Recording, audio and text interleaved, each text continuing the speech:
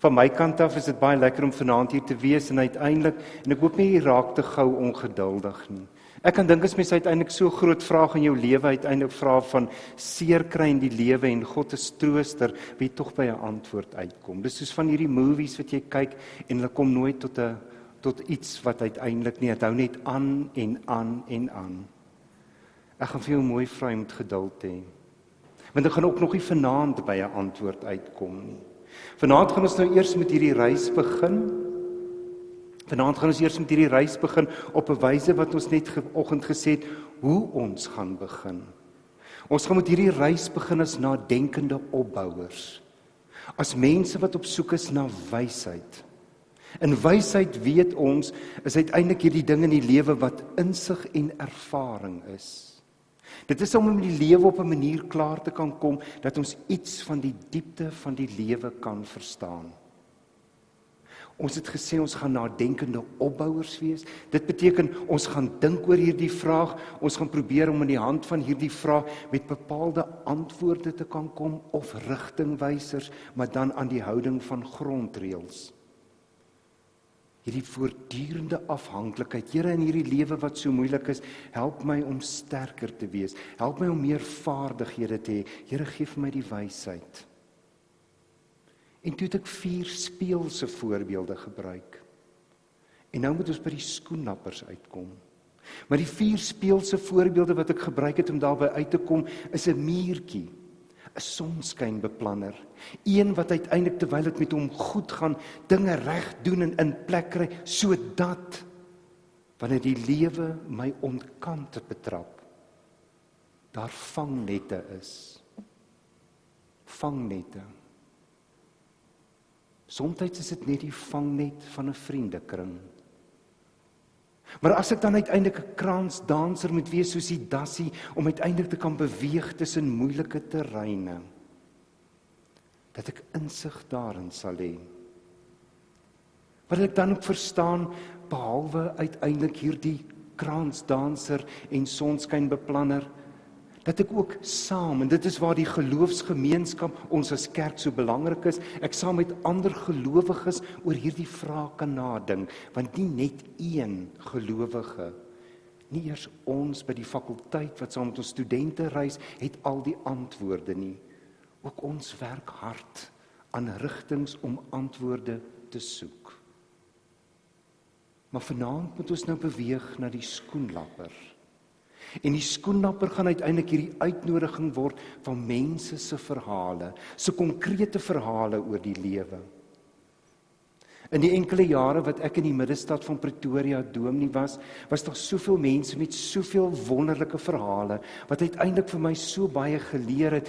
Ek gaan net een daarvan vertel, want sy was 'n merkwaardige vrou, Tannie Susan. Tannie Susan wat op 70 nog met 'n mini gery het, was 'n ou mini, nou nie een van hierdie sporting nuwe minis nie, maar sy het van Valhalla op 'n Vrydagoggend het sy afgery na 'n hairdresser in die stad. Maar sy was by ons in Arcadia gemeente. Hulle bel my die een oggend, omtrent so 10:09, 8:15. Tannie Susan was in 'n ongeluk, sy lê in Mielmet, ek moet na haar toe kom. Ek ry na Tannie Susan toe. Shame. Sy is vol blou kolle, daar lê sy. Sy het 'n suurstofmaskertjie op en ek sê vir Tannie Susan, is jy okay? Sy haal hy maskertjie so af, sy sê vir my, dominee, jy sal nie glo wat het vanoggend gebeur nie. Ek sê nee, ek weet nie, niemand het vir my gesê nie. Sy sê, net voor ek wou ry na my hairdresser vanoggend, bel hierdie vriendin van my. Dis 20:08, ek moet 8:00 moet ek daar wees. Sy kan nie ophou praat nie, dominee. Ek is toe laat en ek is in my kar en ek is af in Eeufeesweg. Julle ken nou nie Pretoria nie, maar Eeufeesweg aan die onderkant het 'n skerp draai.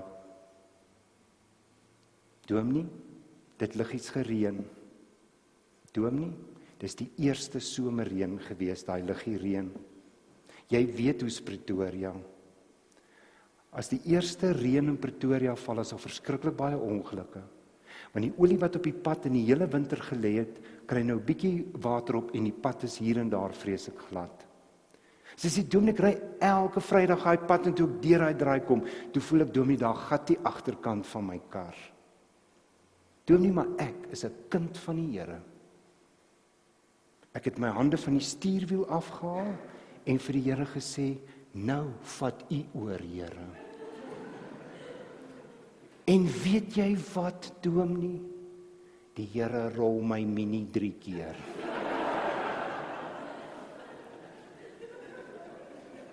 As ons na die skoenlappers gaan soek, sonder enige verwyt, is dit Tannie Susan se verstaan gewees van daardie oomblik. Dan waantoe ons uiteindelik vanaand net as die tweede tree wil reis. Vanaf hierdie eerste styl, ons gaan uiteindelik as nadenkende opbouers, gaan ons hierdie reis aanpak, waar ons uiteindelik wil uitkom, is by die begrip, die rondheid van God se genade. Die rondheid. En dan, vanaf die rondheid, gaan ons na die verhale gaan van gelowiges in die Bybel, van Bybelfigure, om inhoud aan die begrip te gee. Kom ons sluit ons oë. Here God, ons het vanoggend gevra, toe ons met hierdie reis begin het, dat U elkeen van ons moet omsluit. U ken ons diepste hartskamers. U weet wat woel en werskaf alles in ons harte. U ken ons lof en U ken die ontbreking van lof in ons lewens. As die psalmdigter dit verwoord, dan kom dit in die woorde na vore, dat U ken ons sit en ons opstaan, of wanneer ons lê.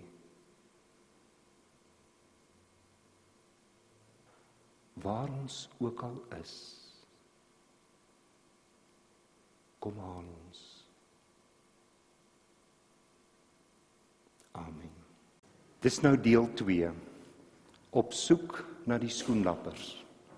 En die oomblik as ons dit sê, is daar iets wat ons met mekaar moet deel, wat ek noem 'n lewensrealisme. En met die woord lewensrealisme bedoel ek doodgewoon. Ek ken nie een persoon wat nie iewers vir my sê dat hulle ergens in hulle lewens seer gekry het nie. Sommige van ons word gespaar op soveel verskillende wyse dat ons uiteindelik as 'n heelheid van 'n gesin kan groot word. Sommige van ons ken nie eers 'n gesinslewe nie. Sommige van ons ken 'n gesinslewe, maar dan 'n gesinslewe wat nie 'n heel gesin bly nie, en paaie wat uitmekaar uitgaan. Dit kan die verlies van 'n lewensmaat wees. Seker een van die swaarste goed is wanneer ons uiteindelik met die dood van 'n kind gekonfronteer word. Want die lewe is nie gerad om dit in die oë te kyk nie. Ek kan dalk nog my ouers groet. Ek kan dan uiteindelik van my pa of my ma sê, maar hulle het 'n vol lewe gelewe. Maar nêrens is daar woorde wanneer ek 'n kind moet groet nie. Dis met hierdie lewensrealisme wat ek jare terug al 'n sang gehoor het wat ek vanaand van julle gaan speel, van R.E.M. Dit was my so aangrypende sang wat hy my hele lewe by my bygebly het, omdat ek dink dit een van die aangrypendste, al het dit niks met die evangelie te maak nie, maar een van die aangrypendste verwoordings was vir mense as hulle seer kry om aan te hou. Vir mense is hulle uiteindelik, en dan gebruik R.E.M. hierdie groep, hierdie wonderlike woorde, wanneer hulle die nag van die lewe ervaar. Hierdie woorde in hierdie sang verwoord iets van die vroeë kerk se kerkvaders, wat rondom hierdie vraag van gelowiges wat seer kry, meeste van hierdie woorde gebruik het. Hulle het op 'n ander manier het hulle gesê, hou aan, moenie laat los nie. Hulle het gepraat van die nag wat ek moet deurgaan om iets van God se grootheid te ervaar. Ek wil hê dat jy na die woorde hiervan sal luister. Ek het ook die woorde op die skerm gesit, waarvan die titel is, everybody hurts sometime.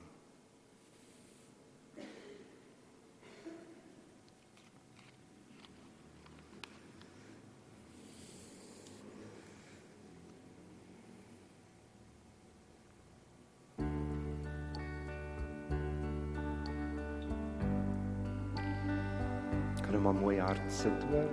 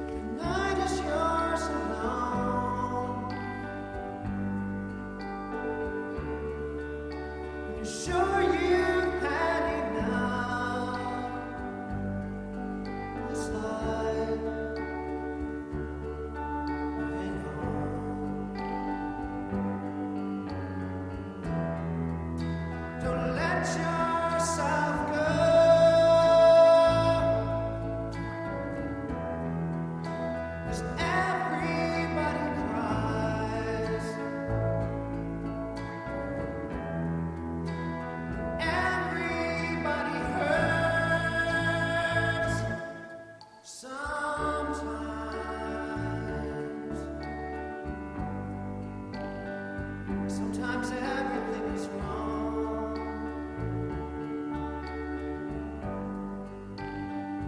Now it's time to sing along. When your day is night, hold on. You feel like letting go.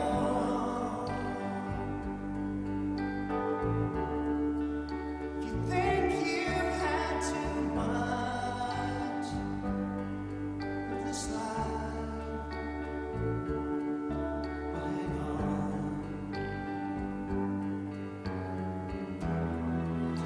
'Cause everybody hurts. Take comfort in your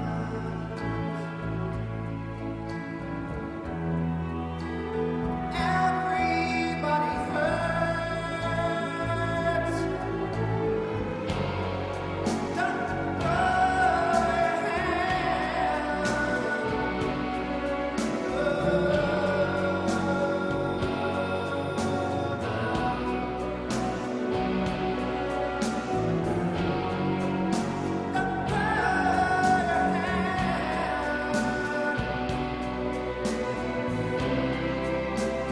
feel like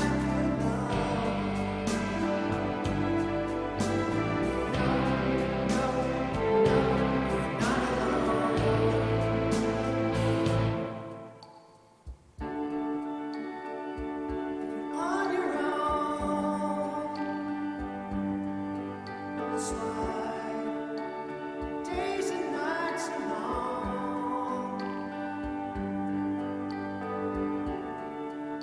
When you think you've had too much of this life, to hang on.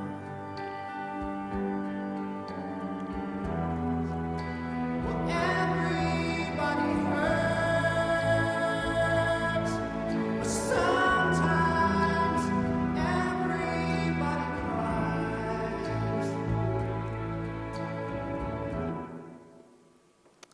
As jy na hierdie woorde luister, is daar een baie belangrike ding wat ek jou eerste vanuit hierdie lied wil uithaal, en dit is hierdie woorde een van die nag, want dit is nag.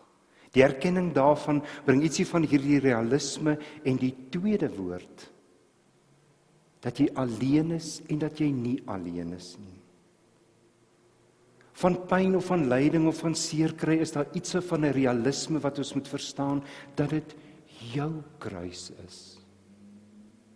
Dis niemand anders se nie. Ander mense kan jou ondersteun. Jy kan uiteindelik soveel ondersteuning kry wat jy wil, maar niemand kan daardie kruis vir jou dra nie. Ander mense kan jou net ondersteun. Maar die kruis moet jy self dra. En dit het hierdie lied vir my so sterk na vore gekom, en ook wanneer dit uiteindelik sê, nee, jy's nie alleen nie, dan het ek ook so 'n ding wat ek altyd met die studente grappenderwys sê, dat wanneer jy regtig vir iemand ja of nee wil sê, sê dit 3 keer. Want dit is 'n nee in die naam van die Vader, is 'n nee in die naam van die Seun, en dit is 'n nee in die naam van die Heilige Gees.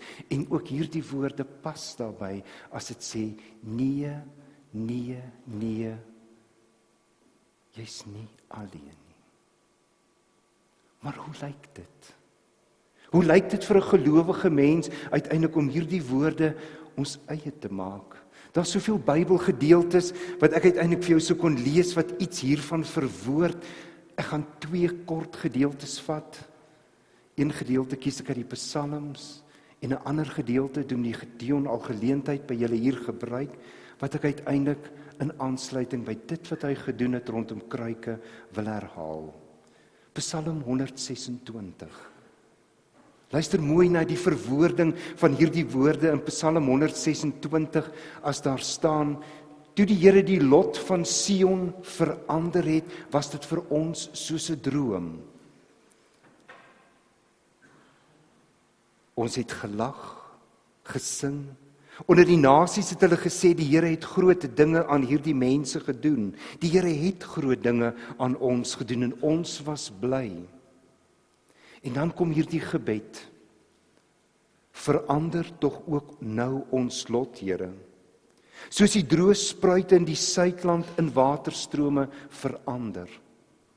Hierdie woestyn kon in een oomblik, as die reën neergekom het, het hierdie droë wadies, het dit in bruisende strome verander. Dan sê hulle ook, verander so ons lot. En luister dan na iets wat R.I.M. geekho het, wat die psalmdigter al verwoord het. Wie met trane saai, sal die oes met gejuig inbring. Al loop hy en huil terwyl hy die saaisak dra, hy kom juigend terug terwyl hy sy gerwe dra. Daarom gaan ek by die verhale aansluit van mense wat gehuil het in die Bybel. Ek gaan sommer by die eerste persoon al begin. Hy was eintlik 'n chunkbalie, Josef. Hy huil sommer elke nou en dan. En dan gaan ek kyk na elkeen van hulle se trane. Wat het hulle gemaak? Daar's so baie. Ek kon 3 gemaklik kies. Waartoe vat hulle trane hulle? En na elkeen van hulle gaan kyk. En wat beteken die saaisak? Die gedeelte wat Dominee Dion al met julle by geleentheid gedoen het, 2 Korintiërs 4, hierdie aangrypende gedeelte, as Paulus weer eens op 'n lewensrealistiese wyse vir ons sê, ons wat hierdie skat in ons het, 2 Korintiërs 4 vers 7, ons wat hierdie skat in ons het, wat is hierdie skat? Dat ons tuisteweters is. Dat ons uiteindelik kinders van die Here is. En ons wat hierdie skat in ons het, is maar kleipotte wat maklik breek. Die krag wat alles oortref kom dis van God, nie van ons nie. Maar hier word die fokus juis hierdie woorde, kleipotte wat maklik kan breek. Dit is nie 'n onmoontlike droom van Psalm 126 nie.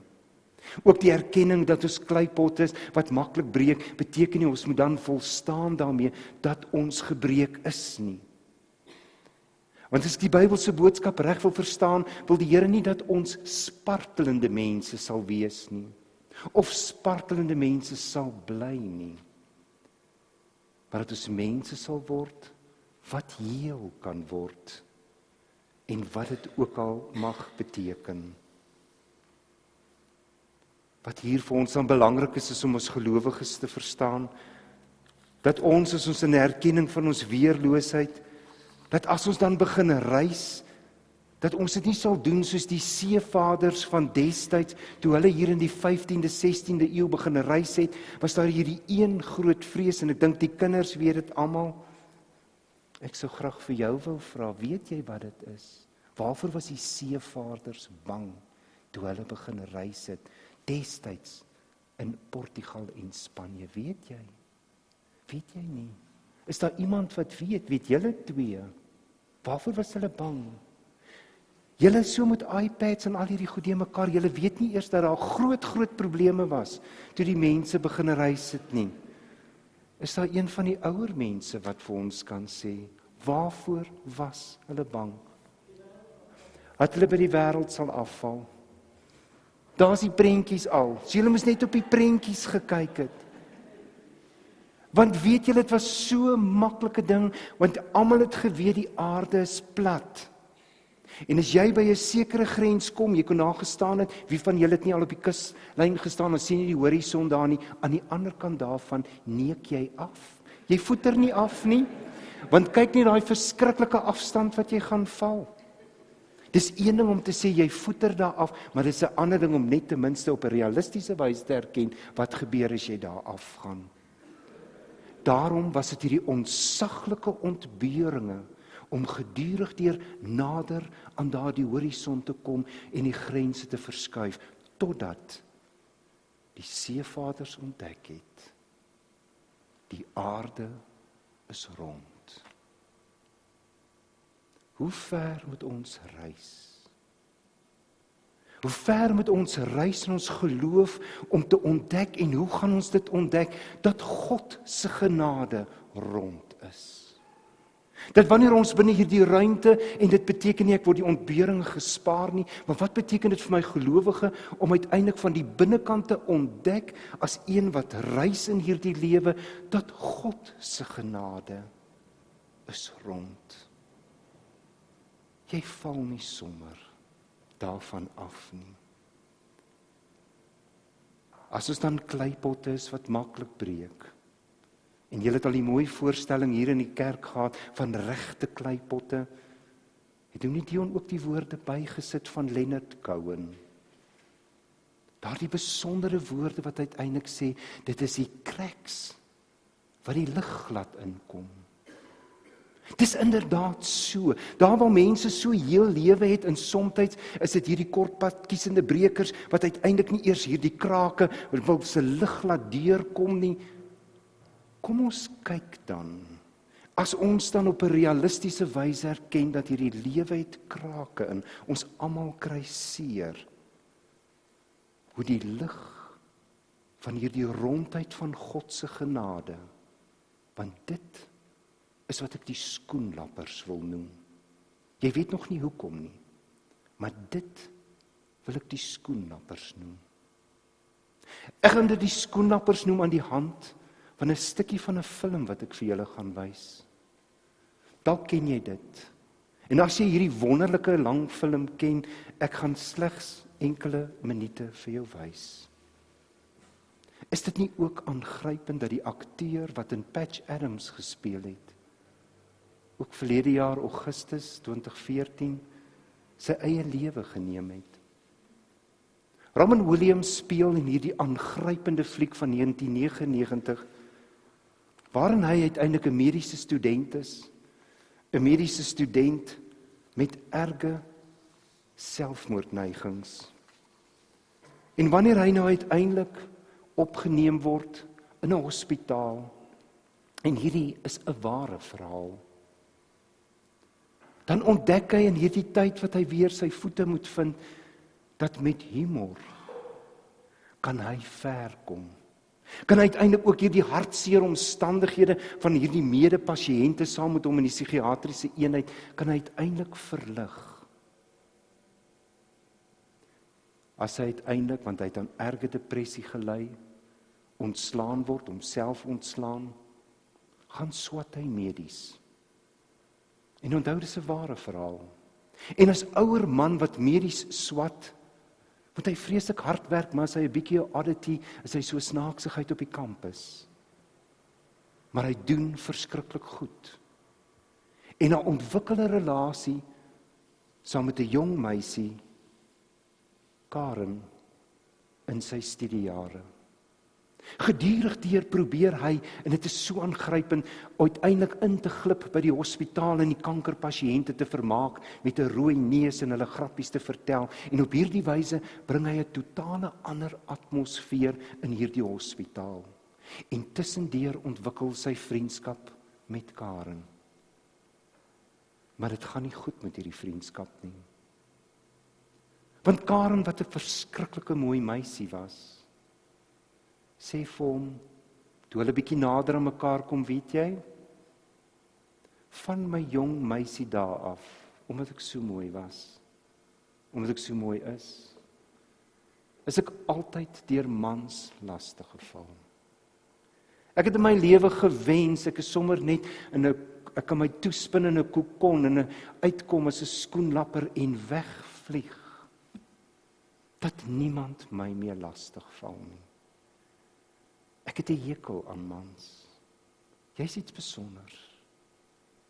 Maar ek sukkel. Hy kry haar en sê, dit sal jou help.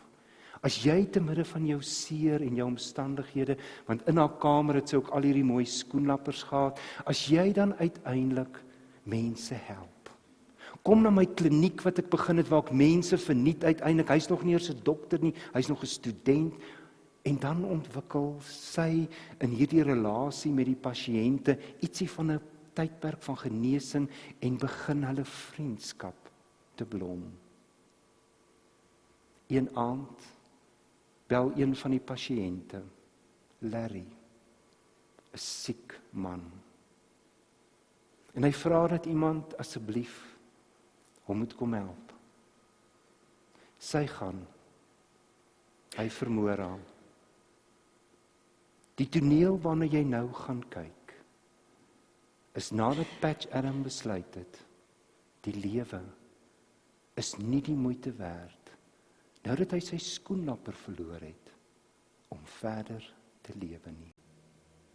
En ek wil weer 'n verhaal gebruik om iets daarvan te illustreer.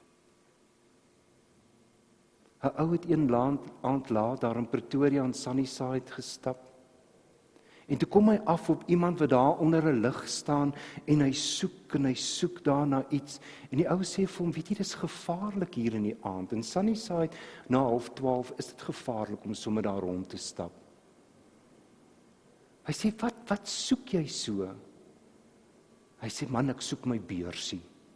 Ek het my beursie laat val en julle weet wat al 'n beursie verloor het. Dis so goed vir al in die huidige Suid-Afrika, die helfte van jou lewe is missing en die ander helfte is vol frustrasie. Want jy moet alles wat in daai beursie is, die IT en alles, moet jy weer vervang kry. Dis nag. Daarom sê die ander persoon vir hom, kom ek help jou gou soek, dat ons net uiteindelik hierdie beursie vir jou kan kry. Daar's niks.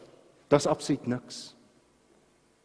Hy vra vir hom, wat sê vir my?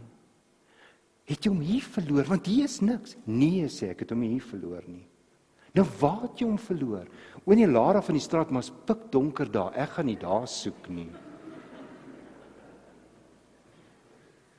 Agter die eenvoud van hierdie verhaal lê 'n diep geloofsinsig. Dat wanneer hierdie beursie uiteindelik iets sal wees van die goed wat ons oorkom, iets wat ons verloor het, dalk selfs my geloof in daardie oomblik verloor het, want daar is soveel pyn, soveel seer kry op soveel verskillende plekke, wat in daardie een oomblik ook my van my vaste geloof in God kan beroof. Dat as ek dan moet gaan soek, op soek gaan as 'n nadenkende bouer, na hierdie rondheid van God se genade, moet ek weet, begin dit meestal in die donker. Sal ek meeste van die tyd op my knieë moet afgaan om te soek, want daar is nie altyd kant-klaar antwoorde nie. En nou net voor ons wegtrek, en dan sal begin met verhale van trane, van Josef, Naomi en Nehemia, kan jy dalk sê, maar wag so bietjie Doom, nie? Daar's tog 'n hele klompie antwoorde in die Bybel wat kant-klaar uitgespel word. Wat sukkel jy so? Daar's tog antwoorde wat uiteindelik sê, my geloof maak van my in swaar kry 'n beter mens.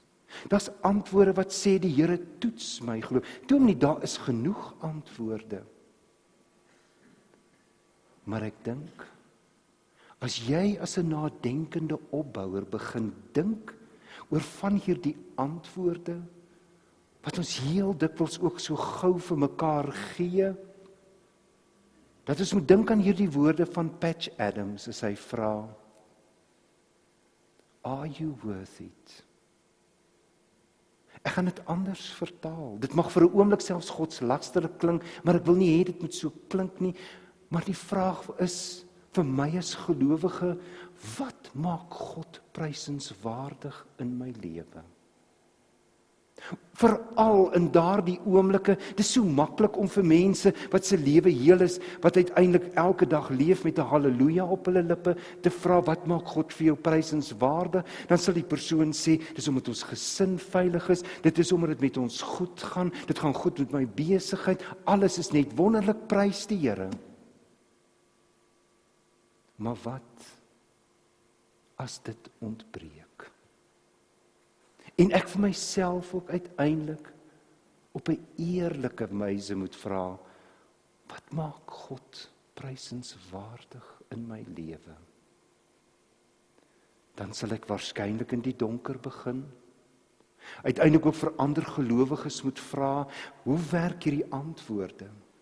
Want ek kan nie nou beloof, as uiteindelik daar 'n gelowige is, wat vir 'n ander een sê, wanneer jy seer gekry het, die Here toets net jou geloof, dat jy waarskynlik saggies wil vra, hoe weet jy dit? Is jy 'n hemeluitlegger, om ewe skielik namens God te praat en te sê, dit is wat die Here hier moet doen? As dit antwoorde is, dat ek hier dan reg in die begin sê, as dit 'n antwoord is wat jy in 'n pad van intense seer kry vir jouself gevind het, dan is dit jou antwoord, want dit was jou kruis. Moenie dit vir iemand anders gee nie. Want dit kan die brutaalste antwoord word wat jy vir 'n ander persoon gee. Jou kruis is jou kruis, en as dit jou antwoord is, wat jy 'n pad 3-4 jaar dalk saam met die Here gevind het, pere vertroetel daardie antwoord in jou hart, soos Maria die woorde van die engel vertroetel het. Maar dit is nie te sê. Elkeen moet hulle eie antwoord vind. 'n Student van ons het by geleentheid, ek kan nie dink dat hy by ons klaargemaak het nie, het gewag vir 'n beroep, en toe is daar 'n dominee, dis 'n paar jaar terug dood, in die buurgemeente by ons, en hy kom die volgende oggend by ons en sê, die Here het wonderlik ingegryp in my lewe, dominee Hannes is dood, en ek het die beroep gekry. Hoe sensitief? Hoe sensitief? Hannes was getroud. Oom Hannes het 3 kinders gehad. Hy het ook 'n kleinkind gehad. Hy was 'n geliefde mens. Dit is wat Patch Adams dan bedoel as hy met hierdie woorde vra, moes ons nie net 'n bietjie meer tyd spandeer aan compassion nie. En hierdie woord compassion het uiteindelik ook die betekenis van om saam te voel. Dit kan ons vir mekaar beteken. Om saam te voel en jou in te voel in die ander een, of jou eie pyn en lyding, dat ander iets daarvan te kan verstaan. Jou kruis is jou eie kruis. En as jy iemand se kruis vir hulle nog swaarder moet maak, moet jy nie na hulle luister nie. Dit is een van die swaarste goed, om nie jou kruis met iemand anders te kan deel nie. Maar as ons dan begin reis, hou in gedagte, dat jy self 'n antwoord sal vind. En hou in gedagte dat compassion ook beteken om jou in te leef in die ander een se omstandighede op so 'n wyse dat dit in een of ander wyse met liefde omsluit word. En dit moet ons inhoud gee. Daaraan moet ons uiteindelik die verhale gebruik om iets daarvan in die binnekant te verstaan. Toets dit jou geloof, kan jy heel maklik vra as dit gaan oor God se prysenswaardigheid. Maar God weet dan alles. Ek wil my geloof toets. Hoekom moet my kind sterf om van my 'n beter mens te maak? Hierdie antwoorde maak nie sin vir iemand anders nie. So aanvaar net dat hierdie Bybelse antwoorde het 'n kruiselement wat jou antwoord is. Waarna ons saam wil gaan soek, is die antwoorde van compassion. Van die Here wie ons bely dat sy Gees ons trooster is, sodat ek oorent gehelp kan word en dat ek vorentoe kan beur. Môre aand begin ons met Josef se verhaal.